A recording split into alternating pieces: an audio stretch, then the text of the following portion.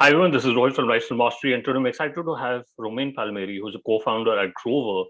Grover was started to empower all independent artists to get their music heard and accelerate their careers.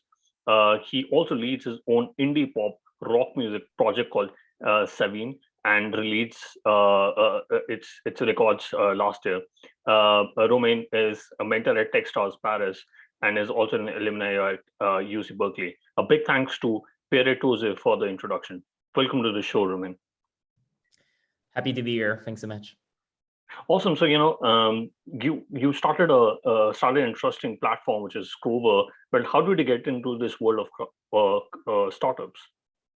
Actually, I went to into startup at first because I did an entrepreneurship program with my co-founders at UC Berkeley, and that's where we met. And it's funny because all of us were coming from engineering or business school at first, but we all had like music projects or experience in the music industry before. Like Dorian created an online blog, I had my record label and my music project. Raphael was doing music video for French rappers. So it was really, really funny because we started entrepreneurship more from like the music mindset and from the customer perspective actually than just starting a startup for a startup. But like we were at UC Berkeley, it was the perfect environment to do it. So it was kind of the perfect mix. Interesting. And when you were at UC Berkeley, I presume that's when you started off with Grover. But what was the biggest pain point that you realized that you wanted to solve when you're looking to start with Grover? Yeah, so we started there, and like something that was really interesting is that we all had some issue in the fact that releasing a song as an artist is difficult. But something that was super interesting from the first early days of Grover is that we really decided early on to focus on the music promotion part. That was definitely the most, like, the biggest problem for artists was there. Like a lot of artists were producing content, distributing their music online more easily. Like it was easier for them to do it. Like with a computer, you can release a song. There are like 70,000 new songs being released every day on Spotify. So it's super easy like to release content. But like getting heard by the right people, reaching out to media outlets, radios, blogs, any kind of people that can help you and empower you in your music release was super difficult for a lot of artists. So we interviewed like 200 artists in the US and in France. And like the problem was the same every time. Like, oh, how can I promote my music is definitely the biggest challenges that the customer of Grover today had back then and still have. Yeah, no, interesting because on the podcast I'm able to get some great guests, but distribution had always been a problem. I did take an on deck course on how to increase my visibility, but yeah, and that's my follow up question. How does Grover help musicians get more visibility? Yeah, so actually, so we created a platform where artists can basically submit their song to music curators, so media outlets, radios, blogs, any kind of people that can really help them. And the idea is that with Groover, you are ensured that your music will be listened to within the week, and you get at least a feedback on your song, but often more like visibility coverage, partnership, uh, advice that will help you in the long run. So that's how we started, and now we have like 80,000 artists subscribing on the platform and 1.5 thousand music curators that are actively listening to the songs on the platform. Interesting.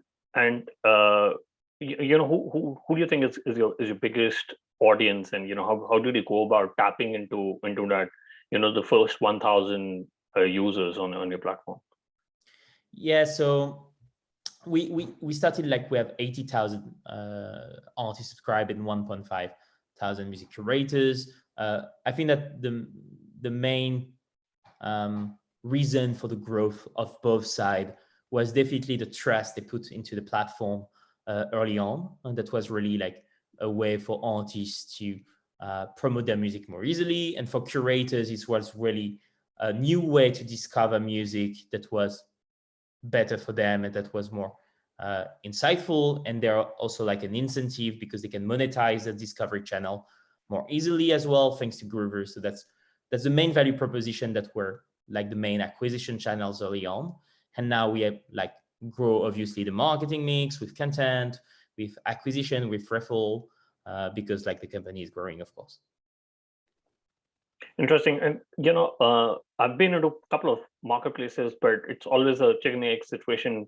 Do we increase supply or demand? What happened in Groover? Did you focus more on getting more musicians on board, or more people who could be part of Groover?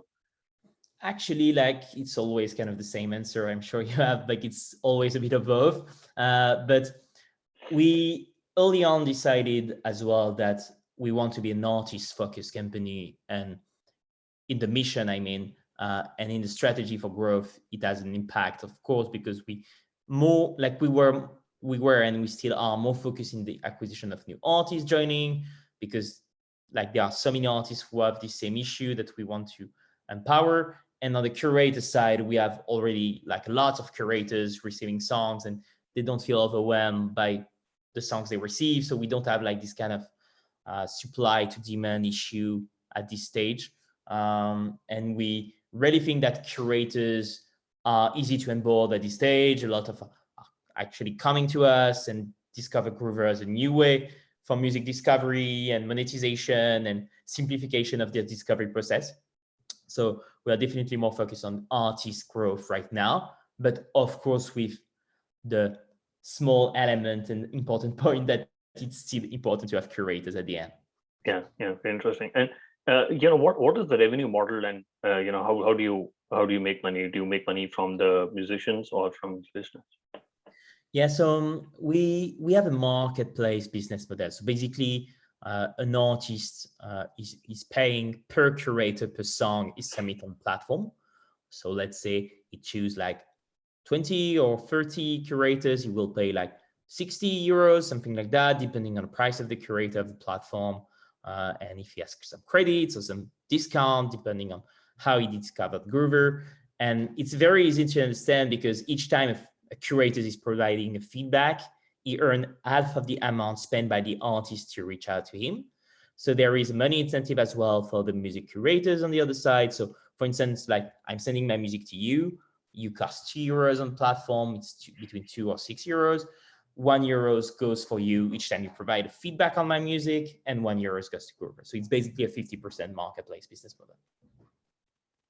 Interesting. And what is Groover's user to install base?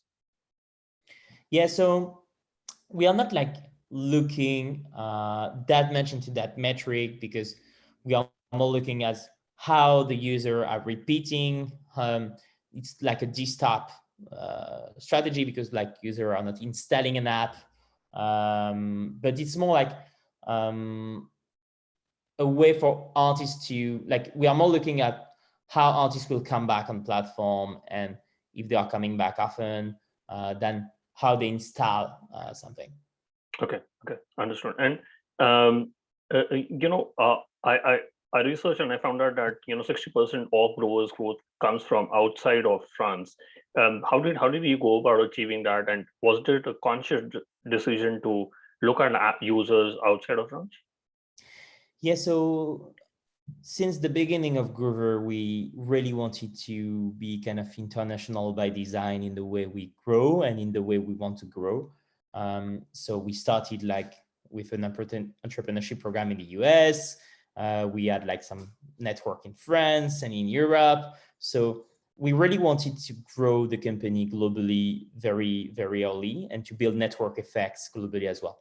So what we started to do is that we started to onboard curators. So we always kind of start with the offer. So what we are offering to the artist community on the platform. So the number of curators, where they are located. So we started with curators in the US, in Canada, in Brazil, in UK, in Germany. And it's how it started, like with new curators, artists in the US, in Canada, in Germany, starting to learn about Groover and what we are doing. And then we kind of iterated on the content strategy, on the social strategy that we had in terms of marketing, in terms of way for artists to understand the value proposition in some different countries than France. And that's how we started. And now we have like 60% of the revenue coming out from France, and with a strong port in the US, that is definitely a strategic country for us. Interesting. And do you think that sort of the strategy is can be implemented by B2B or B2C companies as well, where they should look at a conscious decision to look at overseas market, especially US, if it is a non-US company, or do you think you could capture your market first and then look at expanding into other markets? I think it really depends on your business model and how easy it's for you to kick off a country. Like, I think that's the main metric early on. Like, you don't have much money to invest, you only have founders' time to invest. So it's difficult to say, I can be international by design if you don't have like the investment structure or the way to build growth internationally due to your business model or your product. So on our side, it was easier because onboarding curators abroad was kind of as easy as do it in France. It depends more on your network and how you reach out to them. So we didn't need to build a full operational structure, having like a sales team locally. It was easier for us to build communities and build early communities in different countries than for a B2B type of company that needs sales there. But we definitely had this strategy early on. And I think that in B2C can be interesting if you have some network effects that can put organic acquisition into place. And that was something that we did. And we've also looked at kind of a node saturation strategy as well. Like, we really wanted to be strong in some specific cities, having a community in cities where we have event or we have community in place. That was something that we wanted to build as well. So interesting. And one thing I researched was about the Grover obsessions. Is it like an accelerator, and what is the thesis behind it? Do you invest into artists, or are they part of Grover? Yeah, so Grover Obsession is an accelerator program that we created for the most promising artists we detect on Grover. So we have a lot of data, a lot of information, a lot of insightful way to discover artists with Grover, thanks to the knowledge of the platform and feedback that we have. And at some point, we really wanted to do more for artists. So a lot of artists were super promising, were like reaching out to us and saying, how can you basically help us a bit more? So we put additional services to help artists to really accelerate their careers, their development, their marketing, by basically put resources for them that are like resources with NFT monetization, right monetization, how they can basically grow their career even more and help them ready to be more independent in the long run was definitely something that we wanted to do. So be kind of coming in addition to their team, their management team, their label if they have some, and being really an additional tool and service for them. Interesting. And I was listening to I read a story about a YouTube creator who gave a bit of an equity to a venture capitalist about giving away I think a percentage of their earnings, of their lifetime earnings, to that venture capital firm. But do you think that sort of a mentality of giving their future earnings to another company could be scalable in the future? I think that's something which is very different, because because like a brand or a company would give away equity to a investor. But how would a personal brand, how would a creator, like a musician, would give away part of their earnings to investor? Yeah, it's a very interesting question, because there are a lot of parallels between like an entrepreneur and a company and an artist, and a lot of differentiation as well. There are some parts that are similar and others that are definitely not. And our take with Grover on this side is to say artists want to remain more and more independent. So they want to be fully owners about their growth, about the way they will develop, and in terms of artistic behavior, it has a lot of impact as well. So the model that is kind of emerging as well is more a model less about ownership of the rights of the artist, but more about like revenue sharing types of modelization that are more, the biggest example of that in the past 10 years has been distribution companies that are splitting digital sales with artists, or artists are paying for distribution on a kind of TuneCore or DistroKid business model that is more like pay per be shared on the streaming platform. But what we usually look at is that the services are more like revenue sharing types. And in addition to that, there are also like all the NFT trend around music that is interesting to look at, because it's a way for artists to monetize a part of their story as well. And that is not necessarily the right of their music or the sales, but sometimes it's not correlated or it's not directly linked to the shares or the royalties of the artist, but it's more a full experience that will be shared as an NFT, or it's more like an artwork or something like that. It's a new way for artists to involve their community and to monetize their content differently. So that's the revenue sharing services, distribution likes, that are kind of the new services for artists are the most important part. And NFT monetization as well is a very interesting trend.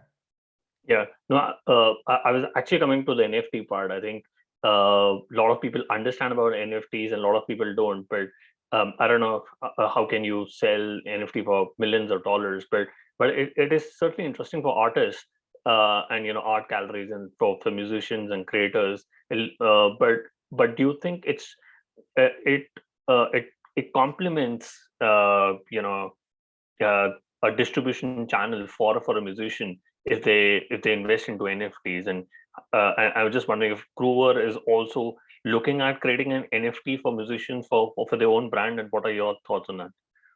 Within the Groover Obsession program, that was like your question, we have some different services, and one of them is the NFT monetization, because we partner with a company called Pianity in France. That is an amazing one. Basically, they do the technology and the NFT for the artists to drop, and basically we build this partnership with them. We're basically involved as Groover Obsession and as this accelerator to offer this new way for artists to involve their community. It's really difficult because with NFT there are two main kind of stuff. The first one is like, how can I involve my community even more, which is basically an interesting way to do it, because you share something with them. And the second one is, how can I monetize my music? And on both sides, it has shown early, like since like Seer mainly, a lot of interesting factor, because a lot of artists, and in Groover Obsession, we had some very promising artists like dropping NFTs and got some promising results. And we really don't see like NFTs replacing the full like royalties, streaming, new type of monetization that are like the most important trend in the music industry is really like digital sales. Right. So we don't see like NFT being replacing that like that much, but more coming as a new stream of revenue for artists with the distribution and with the publishing. That are the main important things, and with the sync licensing, which is basically when an artist is putting his music on advertising or on music video or something like that. Interesting. And Groover has recently bought Soon Vibes. So when you look at an acquisition, what metrics do you look at when you're looking at acquiring a startup? And or was it more about acquiring the user base or the talent? Yeah. So we acquired Soon Vibes. That was a platform built in France that was more focused in the electronic scene last year. We are not like acquiring that much companies, to be honest. So I can't like say that there is a kind of playbook of the metrics that we are looking into, but I would say, to be honest, that the first one is definitely the fit with the context. So is it like a smart move to do it now, like something that needs to be kind of quickly because you don't have time, you have the product to focus on? And for SoonVibe, this was really super interesting for a lot of factors. The first one is that it was a way for us to acquire a new user thanks to their SEO online, thanks to their user base. A lot of artists who were maybe not Groover user yet, like discovered us thanks to the acquisition of SoundVibe. So that was one of the first elements. And the second one was that it was super interesting for us to focus more on the electronic scene. We really want with Groover to have like all artists being able to reach out to the curators that make sense. So if you are doing rap music, electronic music, pop, rock music, like it really don't matter for us. We really want to help you no matter what. So it was really like a strong signal as well to show to the electronic scene that we really want to have all artists involved. That was something that we were already doing before, but that was interesting as well to justify the acquisition of SoundVibes. Interesting. And Grover has grown over the past couple of years. How does the decision making change when you're a small company and you're looking to scale? How did your decision making process change? Yeah, so there are things that really change. Like I think that the first one is how you structure your team. It's like kind of obvious, but you really need to have people that will handle and be full owner of a team and or a topic within the company. It can be marketing, it can be customer operation, it can be product, it can be tech, front end. And at some point, you really need to build a structure where everyone can be involved in the decision at different stage and at different impact, of course, but really needs to have something in place. And I think that the different important stuff about decision making is really like the mission and the values of the company. It's like super cliche to say that because a lot of founders are saying that, but it's really true. Like we have like 4 values that we define with Groover, that are benevolence, the feedback, the passion, and the results. And we really need to be sure that every people is kind of in line with these values, because at some point they are the kind of how you are making decision, like with what values and how you're making them is more important, because you can be into micromanagement where when you are scaling up, people need to scale faster than you have time to give them like proper stuff to do. Like that's really like the way of seeing the growth of the company. But it's very interesting because like if you have some values that are sharing within the company, and like when you are onboarding new people on the tech side, on the marketing side, on the product side, and you are seeing that people are sharing the same value, it's super inspiring because you can feel confident about the fact that the decision that they will make are in line with why you created the company early on. And as you hire them like with a strong process and you are confident about your hiring process, the execution and the operational mindset they will be in will be kind of in line with your results. And we also like, I know that a lot of founders are using them, but we started very early to do OKRs methodology, so objective and key result methodology, that are super like, as well, there are a lot of reading out there about like how they are using the company in different companies. And we started at first with OKRs that were like sometimes like during 1 week, because you are 3 co-founders, 4 co-founders, you start to do stuff, and you don't really need that much more time frame than 1 week to execute something. And now we have like more trimestral, like quarterly based OKR process. So it takes more time for people to onboard because you need like to have results and impact that are more like differently timed. And we also need like to assess more the time allocation and investment of everyone in the results and the strategic objective that you want to improve. So even a process that is like as important in terms of decision making as OKR, that was since the beginning, is evolving with time, because you need to make sure that at like every process in terms of decision making, whether it's your organizational structure or your OKR process or your values are properly in line with the time and the proper objective when you scale. So that's really like an everyday challenge to be sure that mission, values, OKR process, business planning, forecasting, and everything that will improve the decision making is super important. And one last element on this question that is super interesting is that since the beginning of Groover, we really had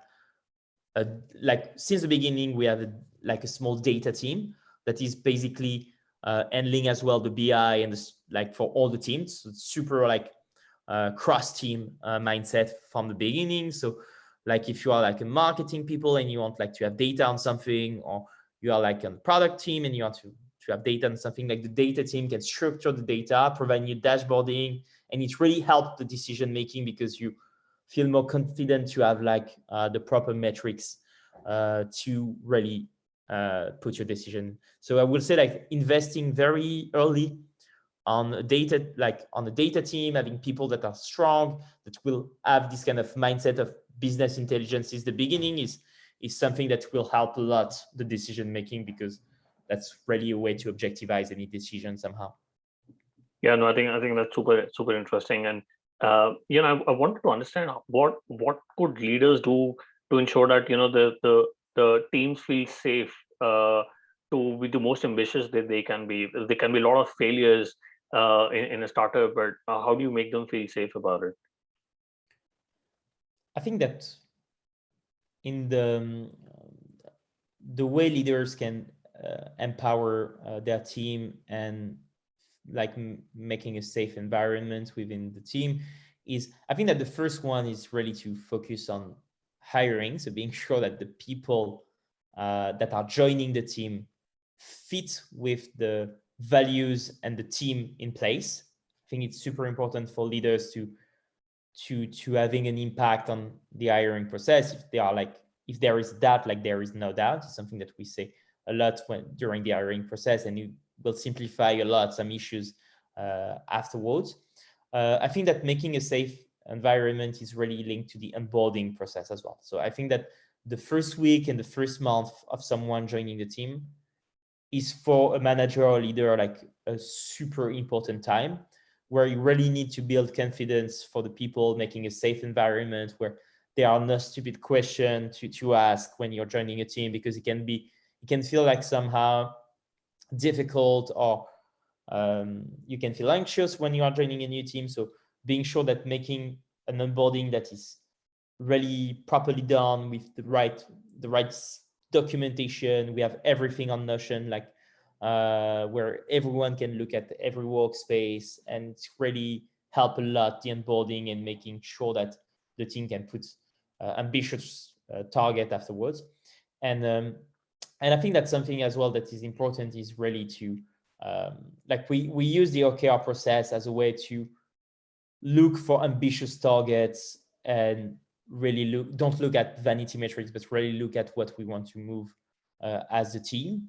And I think that's important to really challenge the way the OKRs are being done. If you use the OKRs, but if you use a different framework, actually, it doesn't matter that much. The importance is really being sure that people are in line for a small period of time, but the right metrics they need personally and as a company to move is one of the most important challenges of a leadership team. It's really to be sure that we are moving together and not with some design differentiation between the focus. So I would say hiring and strong hiring process, safe onboarding and safe environment during the onboarding, and really a process, whether it's OKR or something differently, that will really help people to set up some very ambitious target that could be measurable and achievable during a time frame, is really a way to provide a cool environment for work, because everyone will feel safe and will be more able to, with the right care and the right transmission of information, being able to provide within the team and to feel safe as well within the team. Yeah, super interesting. And when you're looking at scaling your business, how do you look at assessing the human potential that, how do you assess that this person could be an outperformer in your company? Yeah, so for human potential, for like, I really think that the most important factor is to put a strong hiring process that you feel confident to trust early on, because like the way you will hire will define a lot. And for instance, we have some hiring mottos at Groovers that are super strong and that we always use as decision making when it comes to look for human potential or look for new talents or look for people that are really able to move the needle with the team. So the first thing that we are looking at with the hiring process is really, we have those three factors. The first one is kind of the scorecard of the people that we want to